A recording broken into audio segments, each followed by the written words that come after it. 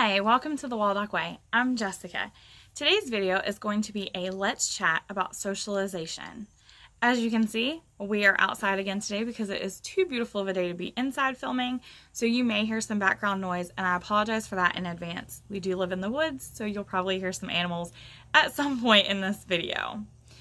Okay, so when I asked for questions for an upcoming Q&A video, one of the questions that I was asked, which is one I get very often, is what do you do about socialization, especially because you have an only child? And because that is a question I get asked a lot, and because it is one that so many people are curious about, and because it is a touchy topic, I decided we would do a let's chat about it where we could talk about it a little more in depth instead of me just trying to answer it in a short snippet. So yes, I have an only child. Yes, we will probably only ever have an only child. And I don't really do anything for socialization. I don't necessarily buy into the whole homeschoolers or unsocialized nonsense.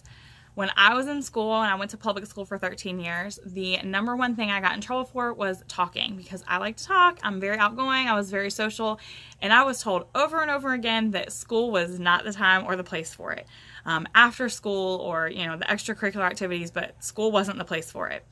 However, fast forward to homeschooling my daughter, and now all of a sudden, because I have pulled her and homeschooled her, now that's where you socialize at, is at school. And so now it's an issue. I don't think it is, because when you are in public school, that's not really where you socialize at. I mean, yes, there's people in your class with you.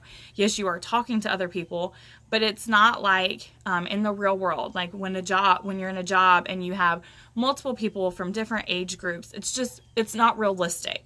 You are there to learn, and that is pretty much what you're doing. While you may make friends at school, it's not a social club. You're not there hanging out. We don't do anything specific for socializing, Emily, because I don't think you have to socialize a kid. I think they are born with the desire to want to be and interact with other human beings, just like they are born with the desire to learn and be curious. So we do allow her to pick an extracurricular activity, one either a season or a year, depending on how it goes. So she has done soccer, she's done dance, she's now doing gymnastics. We do get together with family frequently, so she stays with her grandparents, or we have sleepovers with her cousins. We go to theme parks and state parks, and she does errands with me, and she can talk and hold an intelligent conversation with a baby, a child, or an adult, all the same. She can get to any of their level, and she can hold a conversation with any of them. And in my opinion, if she can do that, then socially, she's not awkward, she's not broken, she's not unsocialized, so there's nothing more I need to do. And so that's where we approach socialization at, is we don't do anything specific for it. It's not something that's even on our radar. We simply live our life, and we let her take the lead on that. If she is desiring more contact, she will just say, hey mom, can I go stay at so-and-so's house? Sure. And I am more open and more, observant to that, because she is an only child. So I do kind of pay attention to her needs more in that retrospect.